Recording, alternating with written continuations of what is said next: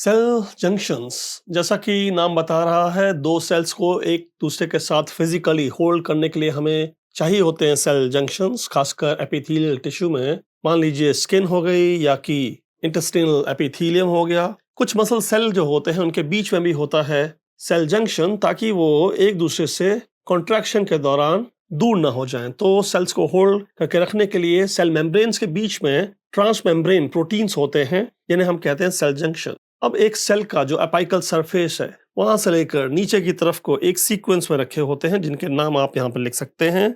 सबसे ऊपर की तरफ होंगे टाइट जंक्शन, और टाइट जंक्शन से नीचे की तरफ जब आते हैं बेस की तरफ, तो एक होगा जोना एडहेरेंस और उसके नीचे होगा मैक्युला एडहेरेंस, और सबसे नीचे की तरफ हमें मिलता है गैप जंक्शन। तो ये जो चार नाम हैं, इन्हें हम अपाइकल टू बेसल डायरेक्शन में याद रखेंगे। और देख लेते हैं कुछ डायग्राम इनसे संबंधित। यहाँ पर आपको एक स्कीमेटिक डायग्राम दिख रहा है और एक इलेक्ट्रॉन माइक्रोस्कोपिक पिक्चर दिख रही है। और जो हम सेल जंक्शंस की बात कर रहे थे, अपाइकल सरफेस की तरफ से शुरू होते हैं।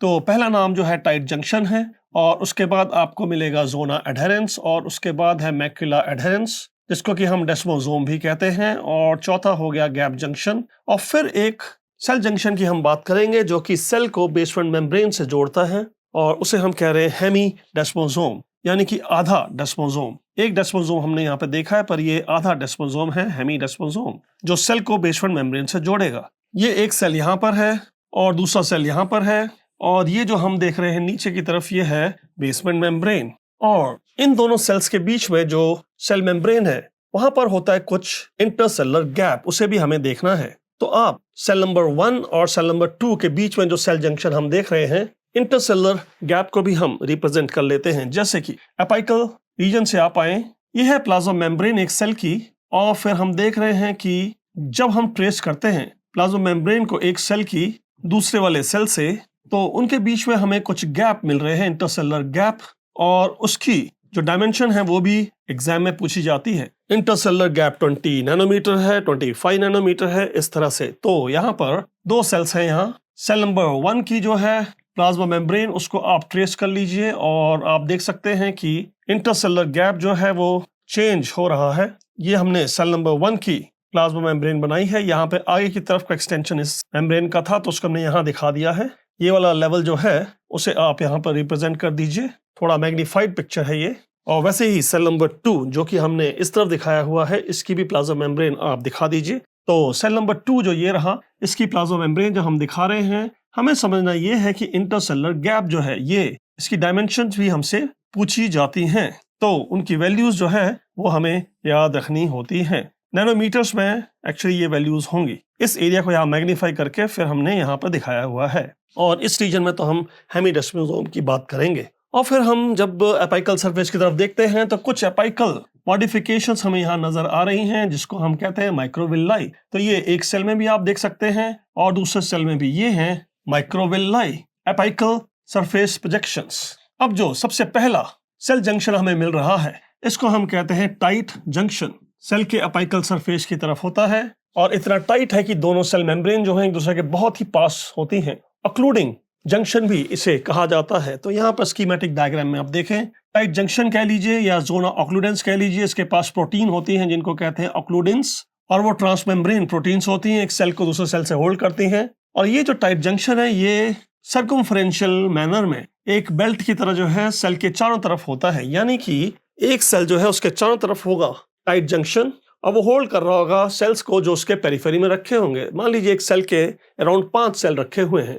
तो ये सेल 5 सेल से जब जोड़ रहा है, तो एक बेल्ट लाइक फैशन में हर एक सेल के साथ बना देगा टाइट जंक्शन, ताकि सेल सरफेस की तरफ अगर कुछ रखा है, जैसे बैक्टीरिया रखा है, कोई इन्फेक्टिव एजेंट रखा है, आप नहीं चाहते कि इन्फेक्टिव एजेंट जो ल्यूमेन में है, जैसे इंटेस्टाइनल ल्यूमेन में है, वो इंटरसेलुलर स्पेस में आए। तो ये एक किस्म से इम्परमिएबल बैरियर बना देते हैं। ऊपर से मॉलिक्यूल्स नीचे नहीं आ सकते, चाहे इन्फेक्टिव एजेंट हो, बैक्टीरिया या कि वाटर भी हो, वो नीचे नहीं आ सकता।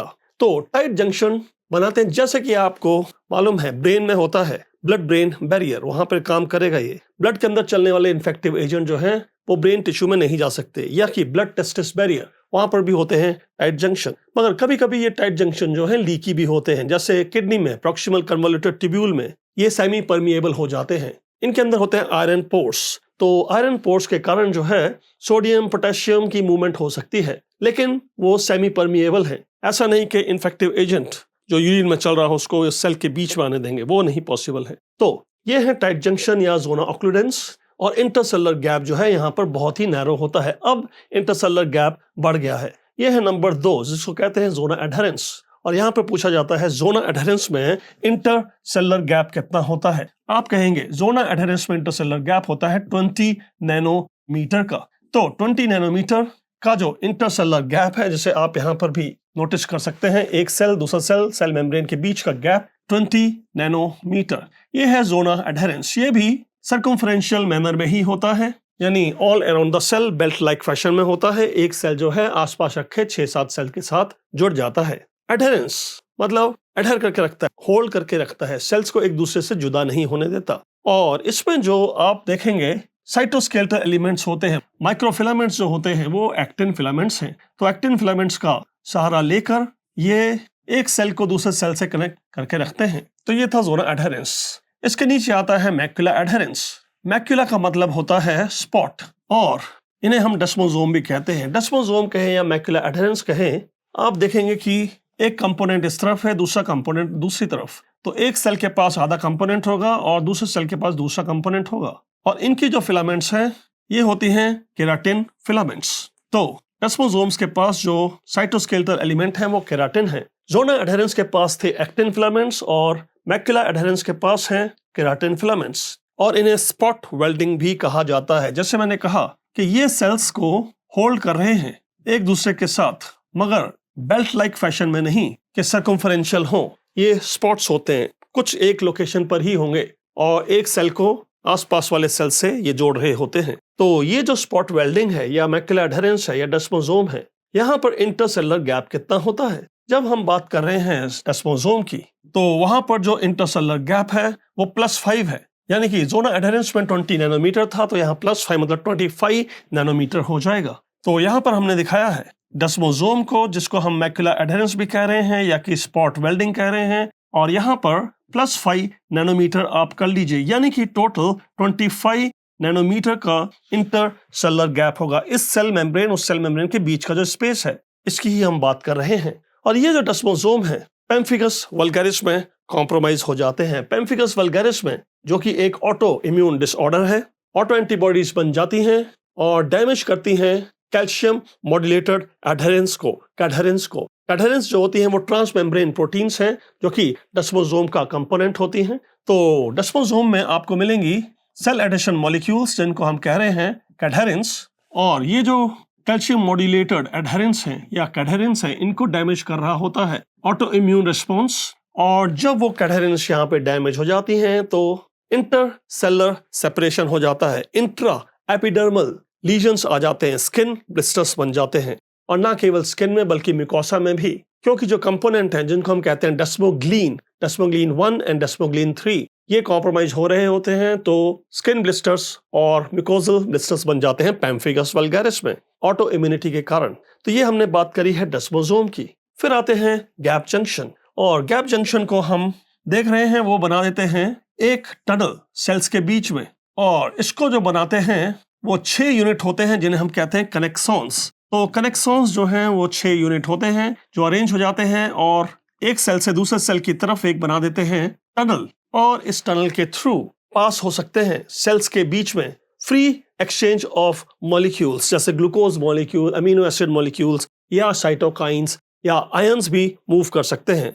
ये एक मेटाबॉलिक कपलिंग बन जाता है, एक सेल से दूसरे सेल के पास मॉलिक्यूल जा रहे हैं अकॉर्डिंग टू कॉन्सेंट्रेशन ग्रेडियंट। और जैसे हमने कहा आयंस भी पास कर रहे हैं, तो इसीलिए ये बन जाती है इलेक्ट्रिकल साइनेप्स, और बड़ी फास्ट होती है न्यूरोनल साइनेप्स की तुलना में। जैसे कि मान लीजिए ये एक कार्डियक मायोसाइट है, ये दूसरा कार्डियक मायोसाइट है, और यहाँ पर एक कार्डियोमायोसाइट ने कॉन्ट्रैक्शन किया है। तो कार्डियक मसल की फीचर ये है कि कोऑर्डिनेशन में सारे सेल को कॉन्ट्रैक्शन करना होता है, रिदमिक कॉन्ट्रैक्शन होना चाहिए। तो जैसे एक सेल कॉन्ट्रैक्शन हो जाता है, कुछ कैल्शियम आयन जो है वो मूव करेंगे इस टनल के थ्रू, जिसे हम कह रहे हैं गैप जंक्शन या इलेक्ट्रिकल साइनेप्स, और दूसरे सेल के पास भी कॉन्ट्रैक्शन हो जाएगा, तीसरे सेल, चौथे सेल। तो एक रिदमिक कॉन्ट्रैक्शन होना चाहिए। और आप समझ सकते हैं कि अगर डैमेज हुआ इलेक्ट्रिकल साइनेप्स या गैप जंक्शन का तो हो जाएगा कार्डियक एरिथमिया। बिल्कुल ये उसी तरह काम करता है स्मूथ मसल में भी। स्मूथ मसल में भी होते हैं गैप जंक्शन। तो एक स्मूथ मसल कॉन्ट्रैक्ट कर रही है और आयंस इमीडिएटली दूसरे स्मूथ मसल में चले जाते हैं ताकि वो भी कॉन्ट्रैक्ट करे, क्योंकि रिदमिक कॉन्ट्रैक्शन चाहिए होता है पेरिस्टालसिस में। और आप जान सकते हैं कि अगर गैप जंक्शन में डिस्टर्बेंस हुआ तो पेरिस्टालसिस में भी डिस्टर्बेंस हो जाएगा स्मूथ मसल में। और उसके बाद आप अगर इसे इलेक्ट्रॉन माइक्रोस्कोपिक पिक्चर में देखना चाहते हैं तो सीक्वेंस में ये थोड़ा सा और नीचे की तरफ आएगी। हमने यहाँ पर मैग्नीफाई कर लिया है और ये वो लोकेशन है जहां पर आप दिखा रहे हैं गैप जंक्शन को। यहीं पर होंगे वो टनल, एक सेल और दूसरे सेल के बीच का जो टनल है for free exchange of molecules, जिसको हम इलेक्ट्रिकल सिनेप्स कह रहे हैं, मेटाबॉलिक कपलिंग कह रहे हैं। अब एक चीज आपको नोटिस करनी है, यहाँ पर भी इंटरसेलुलर गैप बहुत ही कम हो गया है। तो इंटरसेलुलर गैप जो है वो शुरुआत में टाइट जंक्शन में बहुत ही कम है और उसके बाद आते आते वो गैप जंक्शन में भी बहुत कम है। नहीं तो अगर आप बात करें थे जोना एडहेरेंस की तो वहां पर 20 नैनोमीटर था। जब आप डेस्मोसोम की बात करें तो वहां पर 25 नैनोमीटर था। लेकिन उसके बाद वो हो गया बहुत ही कम गैप जंक्शन पर और उससे पहले भी था वो बहुत ही कम टाइट जंक्शन पर। और इन सब के बाद आपको देखना है सेल को अटैच करने वाला वो सेल जंक्शन जो बेसमेंट मेम्ब्रेन को जोड़ रहा है। तो वहां पर आपको मिलते हैं हेमीडेस्मोसोम, मतलब आधे डेस्मोसोम। ये रहा एक हेमीडेस्मोसोम, वो रहा दूसरा हेमीडेस्मोसोम और ये सेल को बेसमेंट मेम्ब्रेन से कनेक्ट कर रहे होते हैं। और इनके पास भी जो साइटोस्केलेटल एलिमेंट है, जो माइक्रोफिलामेंट्स हैं, वो फिर से केराटिन ही है। तो जैसा आपने कहा था कि हेमीडेस्मोसोम हो या डेस्मोसोम हो, उनकी जो साइटोस्केलेटल एलिमेंट है, माइक्रोफिलामेंट है, वो केराटिन ही है और सेल को बेसमेंट मेम्ब्रेन से जोड़ रहे हैं। तो इसको आप यहाँ भी दिखा सकते हैं। ये रहा आधा हेमीडेस्मोसोम और इसकी जो माइक्रोफिलामेंट है ये है केराटिन, ये ऊपर की तरफ केराटिन है और ये सेल को नीचे बेसमेंट मेम्ब्रेन से जोड़ रहा है। तो ये है बेसमेंट मेम्ब्रेन। अब कई बार क्या होता है, ऑटो इम्यूनिटी होती है और इनके जो सेल एडेशन मॉलिक्यूल हैं जिन्हें कहा जाता है इंटेग्रिन्स, तो यहाँ पर जो सेल एडेशन मॉलिक्यूल है उसे कहा जाता है इंटेग्रिन और इंटेग्रिन के खिलाफ बन जाती हैं कुछ एंटीबॉडीज। तो होता है बुल्लस पैम्फिगॉइड। तो बुल्लस पैम्फिगॉइड में जो ऑटो एंटीबॉडीज हैं इंटेग्रिन के खिलाफ हैं, जो सेल एडेशन मॉलिक्यूल हैं हेमीडेस्मोसोम के, तो उसमें सारा का सारा सेल जो है वो बेसमेंट मेम्ब्रेन से डिटैच हो जाता है। ये सब एपिथेलियल लीजन हो गया। तो जिस वक्त एंटायर सेल ही बेसमेंट मेम्ब्रेन से अलग हो जाए वो हो गया सब एपिथेलियल लीजन। वो जो हेमीडेस्मोसोम का लीजन है बेस की तरफ होता है। अगर इसको आप कंपेयर करें पैम्फिगस वल्गैरिस से तो क्या डिफरेंस है, देखिए बुल्लस पैम्फिगॉइड में तो सारे के सारे सेल ही बेसमेंट मेम्ब्रेन से डिटैच हो जा रहे हैं, ये सब एपिथेलियल लीजन है, एपिथेलियम के नीचे का लीजन है। जबकि पैम्फिगस वल्गैरिस जो है वो इंट्रा एपिथेलियल लीजन है, मतलब सेल्स की जो एपिथेलियम की लेयर्स होती हैं उनके बीच में ही लेयर्स एक दूसरे से सेपरेट हो रही हैं। और वहां पर पैम्फिगस वल्गैरिस में जो ऑटो एंटीबॉडीज थी वो सेल एडेशन मॉलिक्यूल कैडहेरेंस के खिलाफ बनी हुई थी। एक एंथोलिसिस होता है, सेल ही एक दूसरे से सेपरेट हो जाते हैं। निकोल्स की साइन यहाँ पॉजिटिव होगा। अगर आप टेंजेंशियल प्रेशर देंगे अफेक्टेड स्किन में तो सेल लेयर्स जो है एपिथेलियल लेयर्स एक दूसरे से अलग हो जाती है, इंट्रा एपिथेलियल लीजन होता है। जबकि बुल्लस पैम्फिगॉइड जो है वो सब एपिथेलियल लीजन है, सारा का सारा एपिथेलियम ही बेसमेंट मेम्ब्रेन से अलग हो रहा है और यहाँ निकोल्स की साइन पॉजिटिव नहीं होता। तो ये कुछ डिफरेंस हो गए बुल्लस पैम्फिगॉइड और पैम्फिगस वल्गैरिस के बीच में।